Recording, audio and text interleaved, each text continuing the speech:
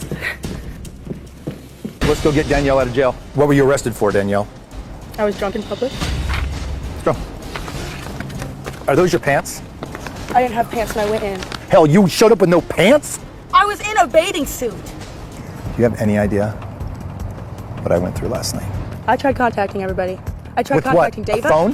While you got stuck in the drunk tank, you tried to call me? Yeah. With what? With phone. Who do you think you're talking to? Why are you I am face? your father. Why are you in my face? Because of your language and the way you're talking to me. Who do you think is gonna bail you out of this hole? There's no money that needs to be bailed out. Oh, really? So that makes it okay? No. It took you long enough to get here. What, you think I was in such a hurry? Get in the truck. No. You come here. Come here. No. Now. Why don't you tell me how you got arrested? Let me hear the story. I was walking back because, yes, I yelled at the officers and I was mean. That's how I got arrested. I flipped the cop off. I'm trouble. Your action right now is indicative of the issues and struggles I've gone through. Why do you not get about it? You should care. Getting arrested is not good. You should be ashamed. Oh, stop. Whenever I see any cops that's straight up, I don't care. I'll say what I want to them because I have the freedom of speech for that. Even if I had been sober straight up, I would have acted the same way. I would have cussed out the cops. I don't care for authority. Okay, let's just jump right into this because we have a lot to cover, right? Yes, we do. Okay, there's no question that her behavior is out of control, right? Absolutely. That it's self-destructive. It is, absolutely. And dangerous. Very dangerous. Because she's behaving in a way that can get herself and others seriously injured. She's driving under the influence. She's getting into combat with people. Absolutely. I mean, something serious can happen here, right? And that's my concern, is something is going to happen, and it's going to happen soon. Okay, what I want to know is you have to have a theory about where this is coming from. I mean, you've been dealing with it for so long. What is your theory?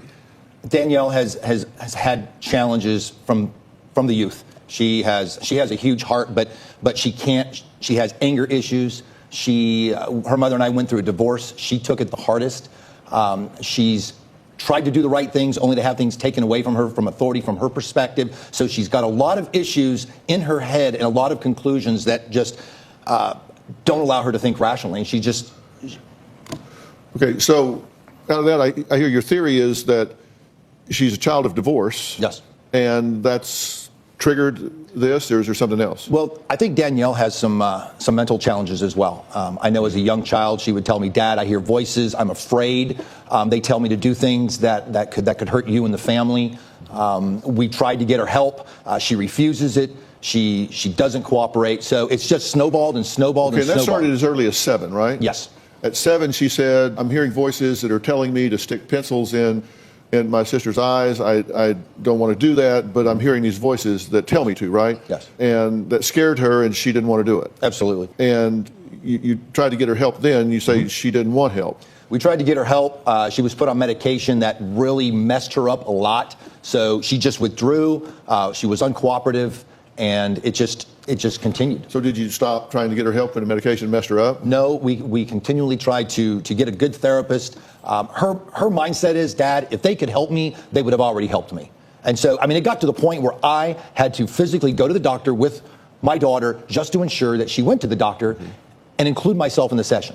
Okay, and you say that she runs up and down the street and that this family has become known as the crazy people in the neighborhood. That's your term, not mine. It is. So we just recently moved to a new community, and it was my goal to have a fresh start, a great environment, and we've been there less than a month, and there's already been incidents with the police called. Danielle is in control of David's life. All he does is damage control. I shouldn't have to call a jail to see if my daughter's incarcerated. I shouldn't have to worry if she's going to be drunk or both. Are you filming me? Stop! Danielle's outbursts are volatile. It could happen at any time. I can't predict her behavior.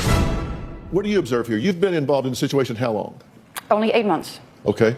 And you were the one that wrote in, thank you very much. I'm glad you did, because something needs to happen here. Oh, yeah. In 8 months, you're a late comer to the situation, because this started when she was 5, as far as I can trace it back, but it's certainly accelerated, and it is accelerating. This isn't like it's plateaued out. It seems to be building on itself.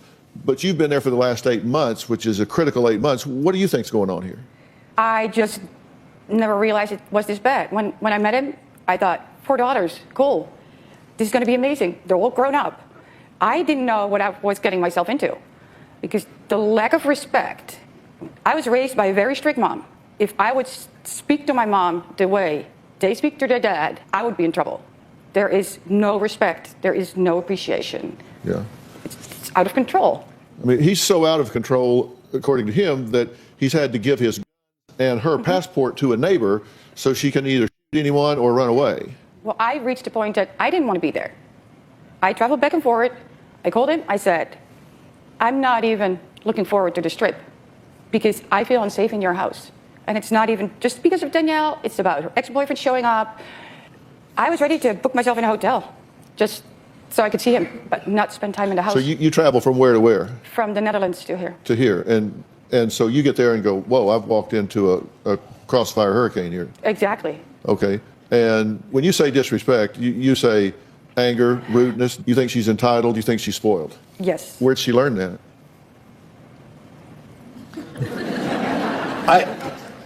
She just threw you right under the bus. Yeah. No, I have to take ownership of that.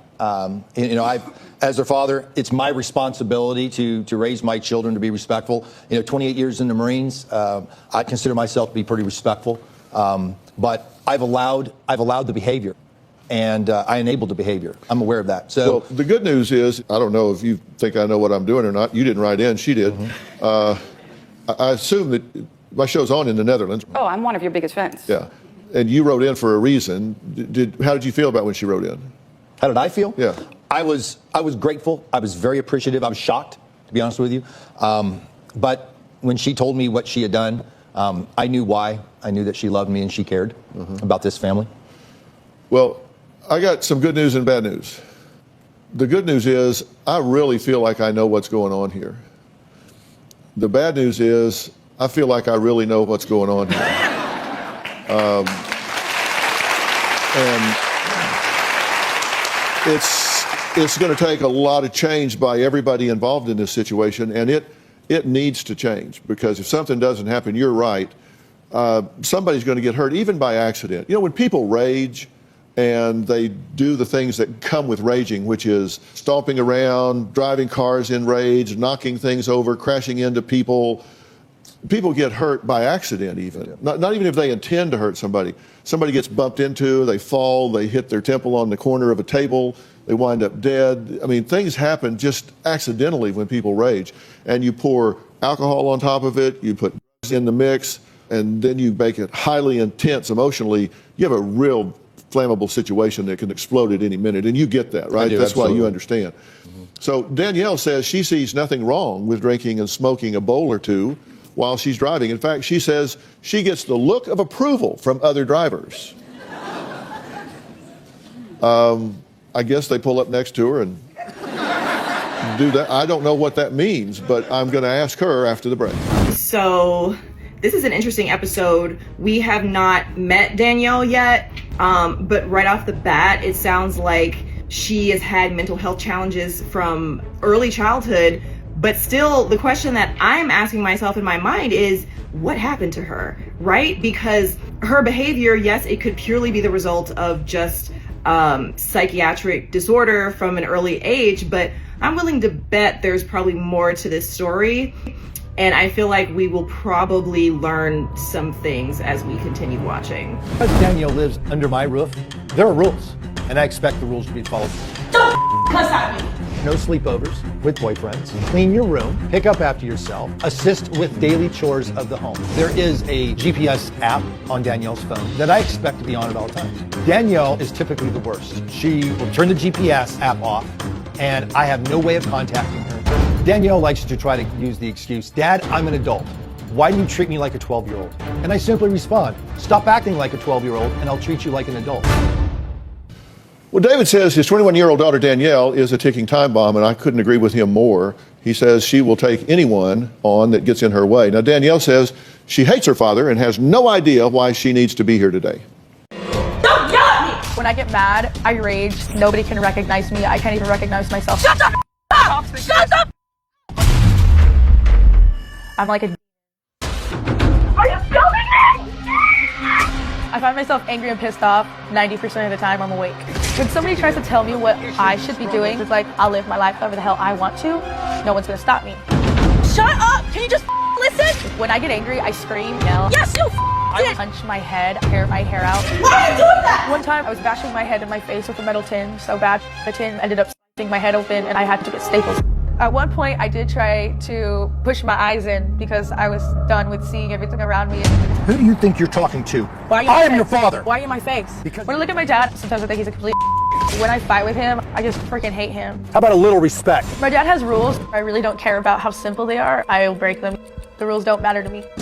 I have dated not the best guys. One time I was dating this guy and his ex-wife tried to jump me, but she couldn't. I beat her ass. Another time, I was dating somebody. Turns out he was in a relationship with this girl and he had got her pregnant. I told her, I'm gonna beat his ass.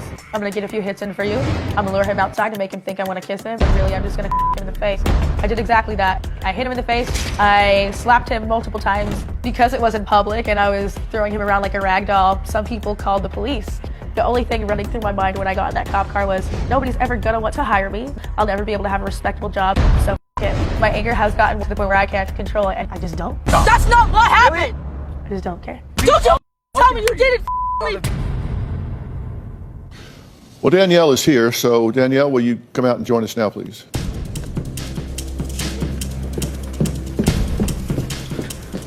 Hi. How you doing? Doing good. How about yourself? I'm all right.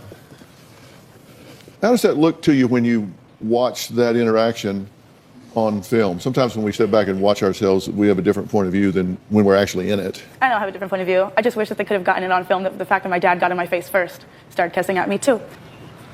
Yeah. Well, I do appreciate you coming because I know this isn't your favorite thing to do. No. In fact, I wrote it down.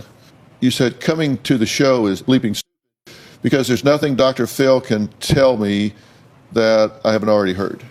Yeah. Well, how do you know that?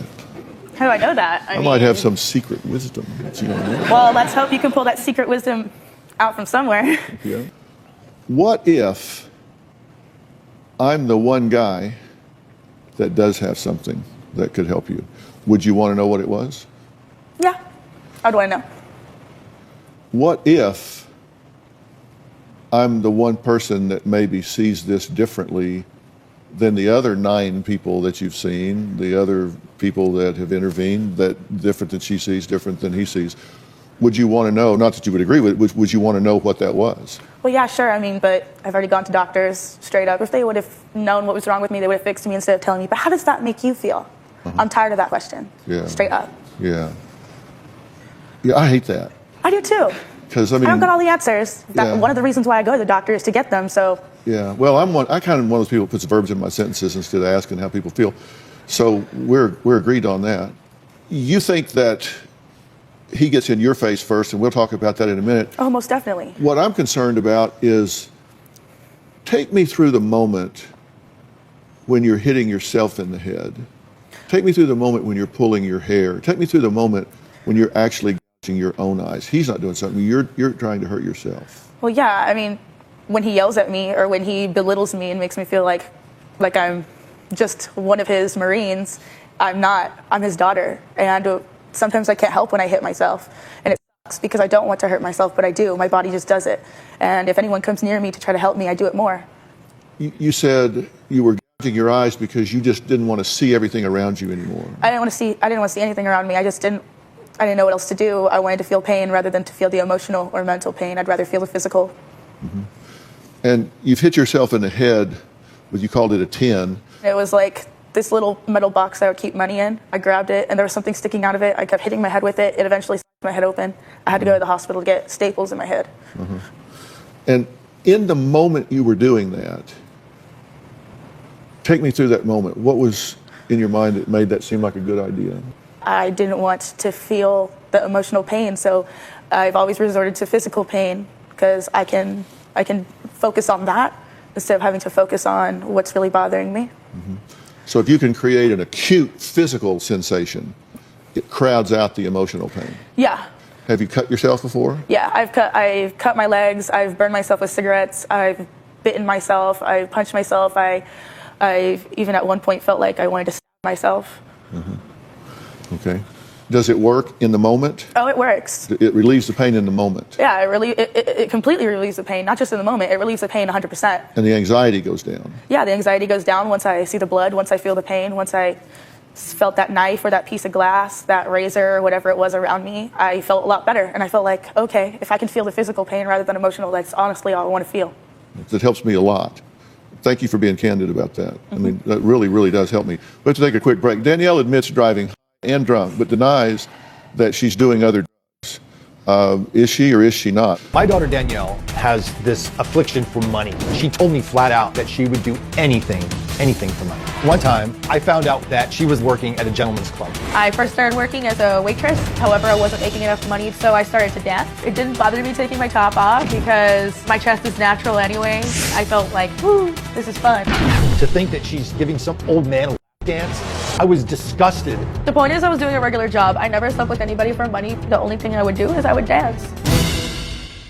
Well, David says Danielle will do anything for money except keep a respectable job. Now, her family says she is violent, angry, that she seems like she's possessed sometimes, and she just really loses herself in the anger. Danielle admits that she gets upset, but has her own way of calming down. Take a look. The first time I ever drank and smoked was right after I graduated high school, and I did enjoy it. I realized, why haven't I been using this the whole time? Something that helps me relax. It soothes me. It helps me go back to being me. Ever since I started using marijuana, it's actually stopped me from having asthma attacks and these severe anxiety attacks that I have.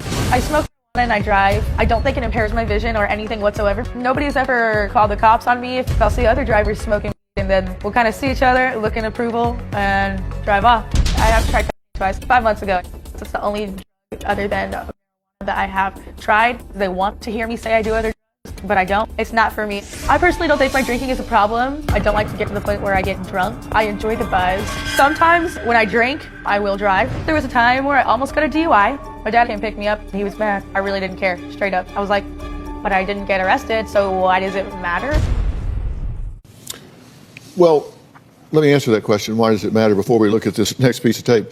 When you say people look at you and give you an approving look, how does that work? So, What we do they live in do? California. I've seen multiple drivers smoke. I've seen them hit the pipe. I've seen them do it. And when I do it, I don't try to do it like, oh, here I am doing it. I'll do it. Someone might see me. Someone might hold up their pipe like, yeah, cool, whatever. It's California. So y'all are cruising down the 405 showing each other your pipes. Well, I feel good about that. So do I. Here's the issue with that. I actually wrote a few things down that I feel required to say. If you're smoking and driving, your likelihood of having a serious or fatal accident is 25% higher than if you're not. If you're drinking, even to the point of 0.10, legal is below 0.08. If you're even 0.10, you're 6 to 12 times more likely to have a serious or fatal accident. A third of automobile fatalities involve alcohol. You're 4 times more likely at night to have an accident if you're drinking and driving.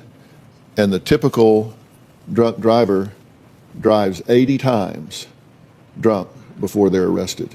So to say that it's just California cool is just not right. It's dangerous. You're putting yourself and other people at risk when you do that. And you don't want to be sitting at the side of the road and some child's body laying there because you rear-ended them. And you don't want to be involved in a situation like that. Well, that's why I don't get caught. Yeah. It's only got to happen once. And you say, I got arrested, so I'm not ever going to be able to get a legitimate job. That's not true. But you kill some child, it does change your life, and you don't want to do that. I'm not any children, so. Yeah. So you don't want to put yourself at risk or something like that. This past Friday, Danielle did get arrested for public intoxication. She wasn't driving, she just was publicly intoxicated. And while she was behind bars, David got a call, an anonymous call from one of Danielle's friends who told him that he might want to search her room. So, yeah, I'm definitely feeling like something else is going on with her. Just her attitude, her defensiveness, and there's a lot of tension that I can feel through the screen. I can tell that she's also nervous being on stage. When she first came out on stage and sat down, it seemed like she was kind of shaking a little bit. I understand why she might enjoy smoking It seems like she has some neurological issues, and that can alleviate certain symptoms. You know, for other people, it can worsen symptoms. But the smoking and drinking while driving is terrible. And her response to what if you kill a child, her response being, I'm not gonna kill children, very concerning. So yeah, I definitely want to find out what is going on with this girl, because this is not normal. This is my daughter Danielle's room. I had suspicions. I went into her room and I found her paraphernalia. You can see that there's a stash point here. She has lighter fluid that I'm told is utilized along with wax to smoke. I found this is the part that breaks my heart. She keeps her money in this, and that's her. There's in my house. In my house. I struggled with that, broke my heart. This, I'm crushed. This right here is a prime example of what I've been going through for the last several months. I slept good knowing my daughter was in jail. At least I knew where she was at. Because there's many nights that I had no idea where she was at. I had no clue if she was alive in the Marine Corps. I was a Marine officer. I'm a problem solver. I don't know what else to do. I'm way out of my league. How much are you involved in activity? Not very often. I do have friends that do it. That was something that I've had for a while. I kept it in that tin. I don't really open that tin much, but I kept it there in case maybe one of my friends wanted it. Well, your friend made a statement, again anonymously, that says, I contacted Danielle's dad to tell him where Danielle keeps her.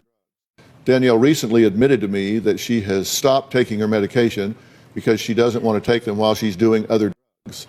A week ago, Danielle was drunk and high on cocaine. She got pulled over by the police. She was eventually let go.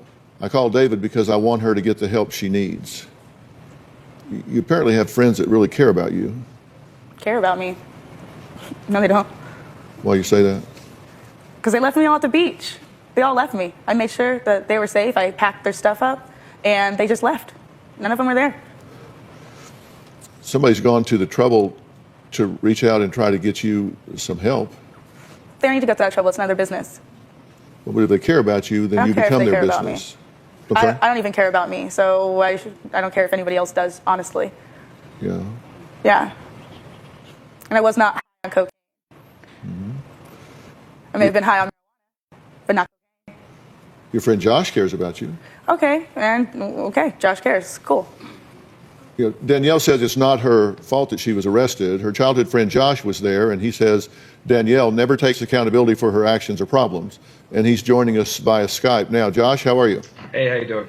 I'm doing well. How are you, Dr. Phil? Well, I'm okay. I'm talking to Danielle here, who I'm very pleased to say is, I think, being very candid with what she feels. I mean, she's being honest with what she feels. I'm not saying I agree with it all, but you've been listening to everything. What do you have to add to this conversation? Well, I feel like, and I hate to say this, but like I feel like a lot of it comes from his enabling. Like she rebels against authority, and a Marine officer, an ex-Marine officer, is authority to her, and that's because all she does is kind of like fight back. I feel like she started doing a lot of this stuff because she was fighting back, and like the weed, like I've talked to her about it, and she just doesn't care. Like none of the Danielle that I knew when I was in high school and middle school with her it's almost gone. Like she has complete indifference towards everything.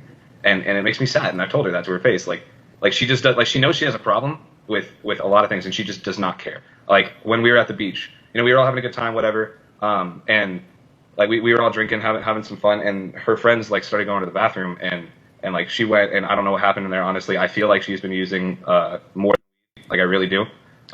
He went too. No, I didn't. You went to the bathroom with me. Then how was I there later to talk to your dad? Dude, you went to the bathroom with me. Don't lie on Dr. Phil. Tell them that you went to the bathroom with me. You're blaming everyone else for your Josh, tell them that I started calling and trying to find you. Hey, come on, guys, come on. Josh, tell them that you went with me. I told you that if Danielle, you said that. I called your cell phone. You went with Kelly me to the bathroom. You went with. I called your cell phone. Kelly. Okay, this is not productive. Stop talking. There's been enough yelling in this family. I want to add Danielle's mother, Laura, to a calmer conversation. We'll meet her after the break. David is an enabler with the capital E. He sets up a lot of rules for Danielle, but never follows up. David is constantly bailing Danielle out of trouble. 2 days after Danielle got arrested for beating up a guy, he lets her go to Vegas. You're rewarding her for bad behavior. David refuses to accept what's really going on. He needs to stop putting up with all of her. Danielle's mother is here. Laura, let's hear what she has to say. I'm very afraid of my own daughter. When Danielle goes into these fits of rage, she is extremely uncontrollable. You didn't give me a jail, John! Her pupils dilate and she will scream and shake. It's very scary. Sometimes when she's doing this, my mind goes to, are there scissors around? Are there knives around? Is there something that she can pick up and hurt me with or hurt somebody else in the room with? The absolute scariest moment that I had with Danielle, I took her phone away from her and she ran past me and she slammed the door in my wrist so hard that we literally thought it was broken. This is where she gets hot. I've got a pipe. Here's a pipe. Danielle's self-medicating. She smokes marijuana and has for quite some time. There it is. There's a part that's destroying her life. She justifies it because she says it helps with her anxiety. One time I came out to California and Danielle picked us up from the airport. And the second we opened the door, it just reeked like marijuana. And I'm like, are you smoking while you're driving? And she's like, yeah, but nothing's gonna happen. Yes, Danielle, something could happen. When Danielle was about 7 years old, we had issues. She said, Mommy, I'm hearing these voices and they're telling me to take pencils and stab my sisters in the eyes. And she said, but Mommy, that's bad. And I know that's bad. And I don't wanna hurt them because they're my sisters, but I don't wanna hear these voices anymore, Mommy. They're mean. That's where it all started. It's just gotten worse. Thanks for joining us. You've been watching everything so far. Yes. I want you to join the conversation. I've got some things I want to do quickly, but first, is there anything you want to add based on what you've heard so far? Danielle has had issues since she was little. Got it. And we've really tried to get her the help. And when she was younger, she did take the medication, but she can still remember how those medications made her feel. Doctor after doctor, therapist after therapist. She goes for a short while and she has never got anything out of it. She's like, nothing just clicks, Mom, nothing clicks. We've covered that 9 therapists actually, and different medications, Right. and nothing is And she gotten has traction. told me that she wants help, that she can't control herself and she doesn't know what to do. But in those videos, when you see David... We're going to get to those right now. Okay, so this was part 1 in a 2-part episode. I've said a couple of times I feel like there's more to it in addition to her just having mental health problems since early childhood. I feel like she's experienced some things, and I think that we might learn what that could be in part 2. So just speaking for what I've seen so far in part 1, she's scary. You know, thinking of her being on the road while I'm on the road, while y'all are on the road, is really frightening. She seems very self-destructive, and she flat out said, I don't care who cares about me because I don't care about myself. I think it's really sad, and I don't even know what to feel. I feel a lot of empathy and compassion for her, and simultaneously I feel very frustrated with her because she doesn't understand how valuable her life is. She's self-harming, and it seems like she has a dish. I certainly hope things don't turn out that way, and I hope that while she's being self-destructive, she doesn't accidentally take innocent people out with her. But what did you guys think about this? What do you think about her father, his approach? He has a lot of rage. So one thing for sure is, like, I feel like the rage was present from the beginning in the father, and maybe that has also contributed to some of Danielle's rage, but her relationship with her father seems really toxic. I think the father's new girlfriend, she seems lovely. She wrote into the show. She's only been around for 8 months, so bless her. But yeah, I'm just gonna go ahead and watch part 2. So you guys let me know what you think about this. If you have any ideas why you think Danielle might be behaving this way, let me know. Drop it in the comments.